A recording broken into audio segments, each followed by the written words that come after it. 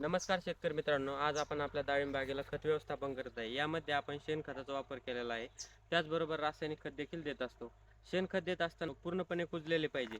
ते जर सडलेले असेल तर काय होतं, आपल्या ज्या जमिनीमध्ये बुरशीचा प्रादुर्भाव होतो.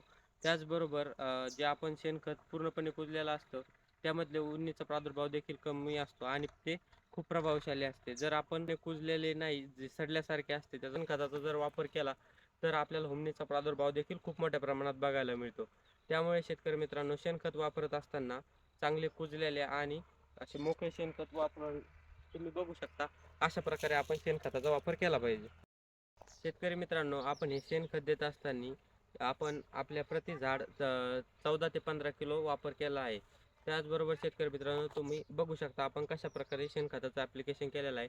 बरेच शेतकरी काय करतात, जे खड्डे करून टाकण्याचं काम करतात. त्यामुळे आपल्या मुळ्या देखील तुटल्या जातात झाडाच्या. आपण त्या तसं न करता आपण डायरेक्टली वरून टाकला आणि त्यावरती ऊसाच्या पाचटाचा वापर करणार आहे.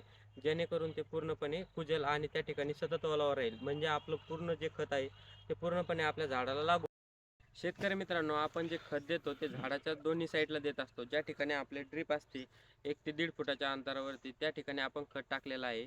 त्याचबरोबर शेतकरी मित्रांनो, यानंतर आपण 8 ते 10 दिवसांनी याला रासायनिक खत देखील याच ठिकाणी टाकणार आहे.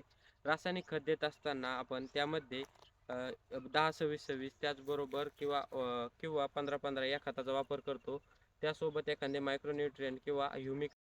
शेतकरी मित्रांनो, आपण जी खते देतो ते पूर्णपणे आपण ज्या ठिकाणी आपलं ड्रिपचं पाणी पडतं त्या ठिकाणी दिल्याने काय होतं, आपल्या झाडाला पूर्णपणे लागू होते. त्याचबरोबर शेतकरी मित्रांनो, आपण काय करत असतो, यावरती ऊसाची पाचट आहे ते आपण अंथरून घेणार आहे. याने काय होईल, जे या ठिकाणी सतत ओलावा राहील आणि ओलावा राहिल्यामुळे आपल्याला पाणी देखील कमी लागतं. त्याचबरोबर त्या ठिकाणी तण उगत नाही कुठल्याही प्रकारचं आणि आपण जी खते दिलेली ती पूर्णपणे आपल्या झाडाला लागण्याची शक्यता असते. धन्यवाद शेतकरी मित्रांनो. अशाच शेतीविषयक माहितीसाठी आपल्या चॅनलला सबस्क्राईब आणि फॉलो करायला विसरू नका.